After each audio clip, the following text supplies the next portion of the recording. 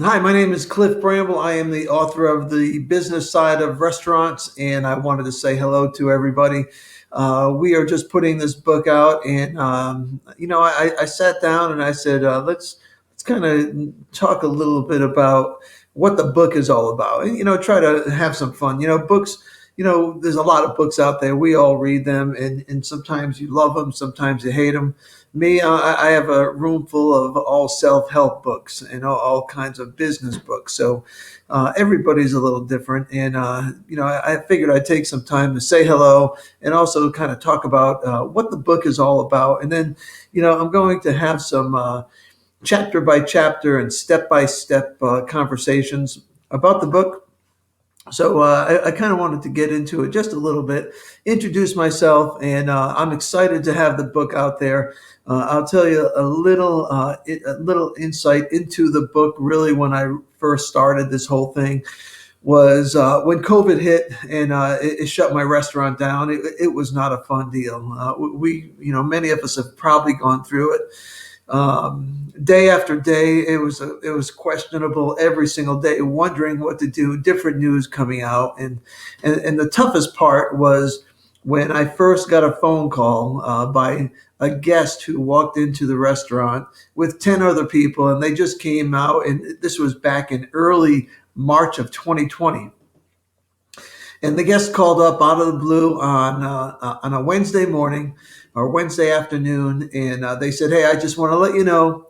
Now, again, this was before COVID was even around. It was just beginning. And they said, "I just want to let you know that we were in your dining room last night. I had a bunch of international people with me. We had a great time, but I must let you know that somebody in our party believes that they have COVID." And at that time, I really didn't know what to do. I didn't know what to say. My managers didn't know what to say. So, they said, "What are we going to do?" And it was one of those questions of, I don't know what to do because there wasn't enough information. And I sat back and thought about, what do we tell the staff? Number one, I don't want them to get sick. What do I tell the managers? Number two, because they knew about the whole situation because they fielded the phone call as well. And so ultimately, that was on a Tuesday. And there was a lot of questions going around. What do we do? I don't want to get sick. And all of a sudden, everybody started putting masks on, and the whole feeling changed dramatically. And that was a Wednesday. By Friday, I probably didn't really get much sleep the next 2 or 3 days. And I sat down the entire staff, asked them their opinion. What do they think? And they didn't know. They wanted to make money because they had to make money. But by Sunday, which was what, from Wednesday until Sunday, you're looking at 4 days later. By that day, Saturday afternoon, I sat down the entire staff and I explained to them the situation. And I said, until we know more about this, we're going to have to shut down the restaurant for at least a week or two to find out what is going on. And we did that, and that was exciting. That was the beginning. Now, you ask yourself, it was the beginning of what? It was the beginning of a lot of chaos, really, because all of a sudden we tried to do to go, and that was a tough one because our food didn't really go that well. It was upscale food. And then we tried to become a little commissary, and we started selling cheese and milk and a few other things. And then we sold toilet paper. Then we sold our wine. We sold all kinds of stuff. And actually, we sold almost all of our wine. We had a very good sized inventory, but we started selling it to our guests. And then at the same time, we decided that we wanted to do something for the locals to really kind of make it feel a little normal. So we started making dough, pounds of dough, rosemary olive oil. And what we did was we made thousands of pounds of dough, and we handed them out once or twice a week at a set time. And there were people lined up in the front of the restaurant. We put it on ice because it was hot. And there were people lined up in the front of the restaurant right at 4 o'clock picking up these pounds of dough that they could go home and make something that a little comfort food. And you know what? It was a nice touch, and I'm glad we did that. A lot of our guests came back, and so during that whole time, finally, it came to a point where we had to reopen after 2 or 3 weeks, and we were pretty early, but at the same time, the information was still coming out. So ultimately, when we reopened for 5 weeks. Our sales went down to less than $1,000 a day, and that is a huge decrease for us, which we were upscale, more of a fine dining restaurant at this particular place. And at the end of June, I decided that after the landlord would not give me uh, any any break on anything, the only thing he said to me was leave the keys at the front door, and that was really not nice. And so I decided that instead of doing what we were doing, we decided to shut the restaurant down. And once that happened, the next month was also trial and error for a lot of different things. But that really brought me to the book. I sat back and I said, you know what, I want to do something that helps people. I want to do something that can use my expertise, but can help other people in the business. And I came up with the business side of restaurants. And this book here, it's taken me a long time to write it, but at the same time, it is made up of is it's made up of a lot of information that I have spoken with clients that I have worked with, and I have repeated myself over and over and over about what is going on in some of the restaurants and some of the different businesses and some different real estate ventures.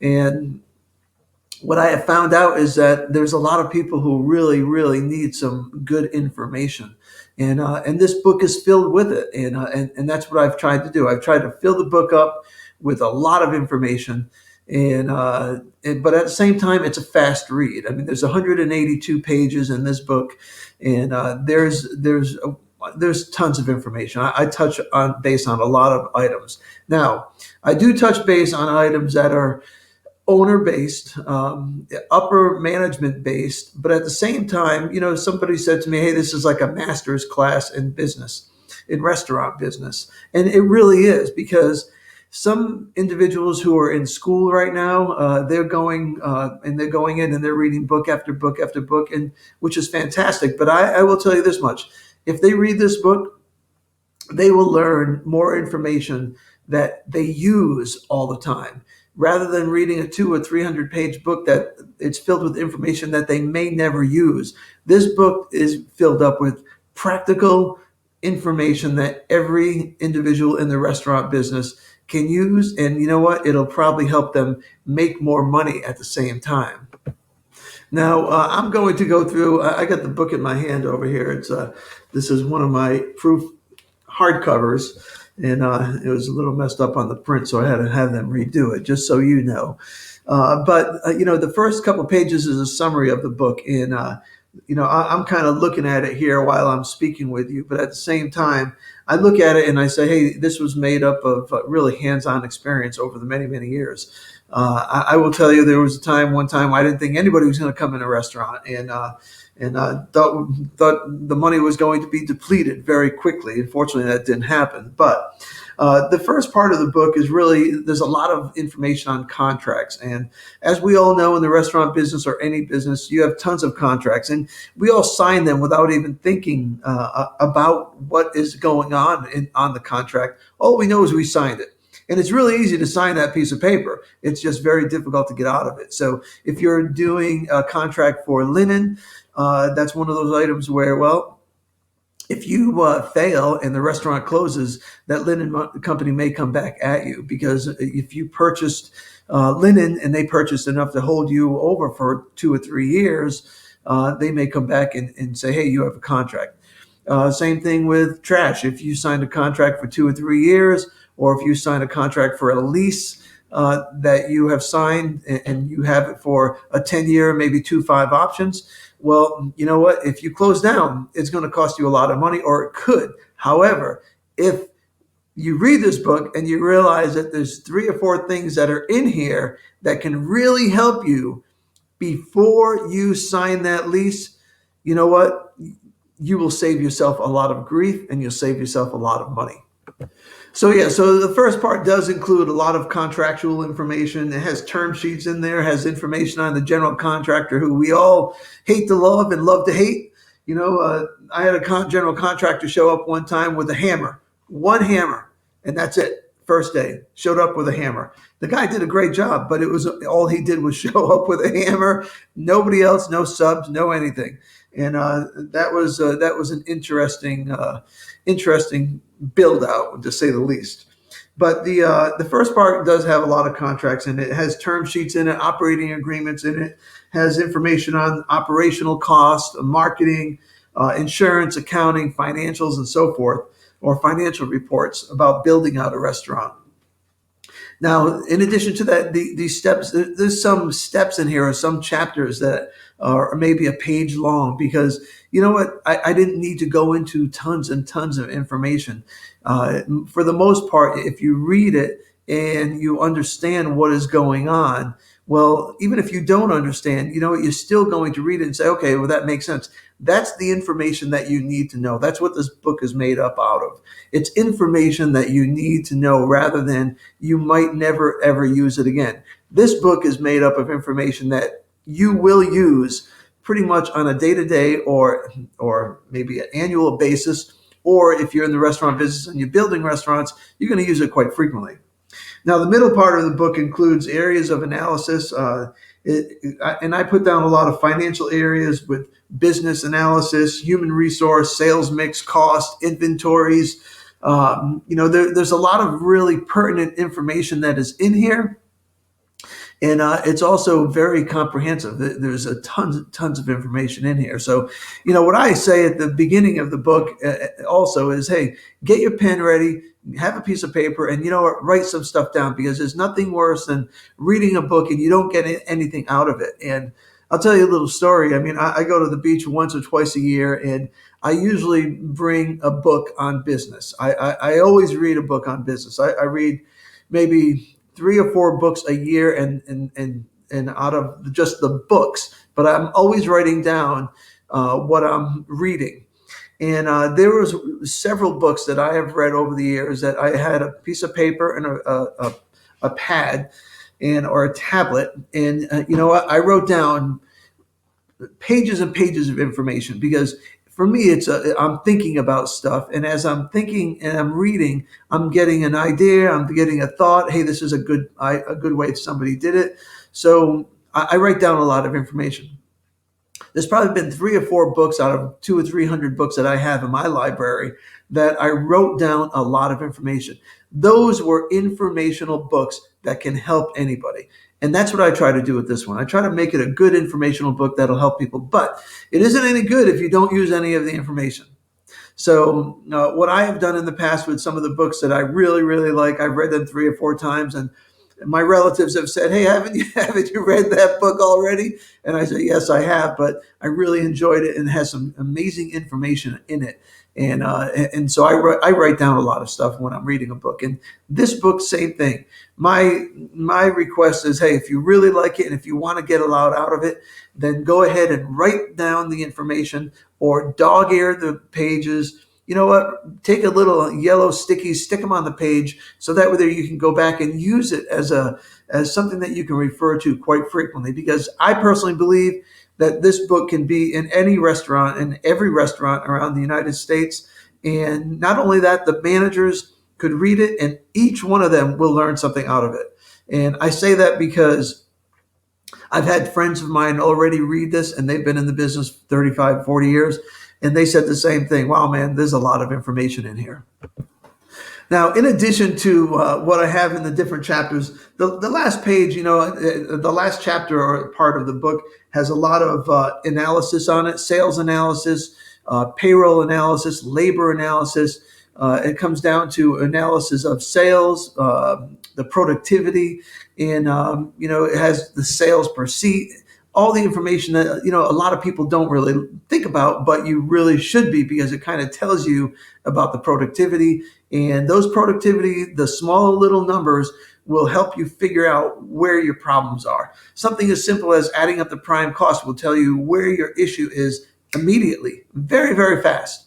And some people don't think about it. They're just thinking, oh, we need to cut costs. Well, if you're cutting costs, then your sales has a problem too. Now, included in this book, I try to do something a little different. I added a lot of QR codes, and in the QR codes, when you scan them, you're going to see me. I'm going to pop up, and I'm going to talk to you about the chapters. And it's only about a 2 or 3 minute conversation, but it's an overview of the chapters. And you know what? It brings the book to life. It really does, because if you're sitting there and you say, "Hey, man, this is pretty cool," and all of a sudden you can scan it and you get the QR code, and all of a sudden you got my ugly mug popping up. You know what? It might give you a little more incentive to read that next chapter as well. So the QR codes are cool. I have some information where it will pop up some examples of financial sheets or possibly contracts and so forth. So use those QR codes to your advantage, because I really think that it's different, and it brings this book to life. It really, really does. It adds some technology to it, but more importantly is it keeps it exciting too. So the QR codes are definitely cool. But the last thing I want to mention before I go into the next one is when and I did mention this a moment ago, but just write it down, take your time on it. If you have to read 2 or 3 times, if you're just getting in the restaurant business, you know what? Take your time, read it 2 or 3 times, because I will tell you, the only way I understood financials when I first got in the restaurant business almost 40 years ago, when I was 15 years old and 16 years old. I didn't understand the financials then. I didn't even understand my checkbook, actually. But what I did understand is that I was not saving any money. So when it came down to the financials, years ago when I worked with Marriott hotels, I would study the financials to a point where I had to know, because if I was going to a meeting and if I needed to make a presentation on financials, I better know my numbers, because if I didn't know my numbers, believe me, everybody knew it.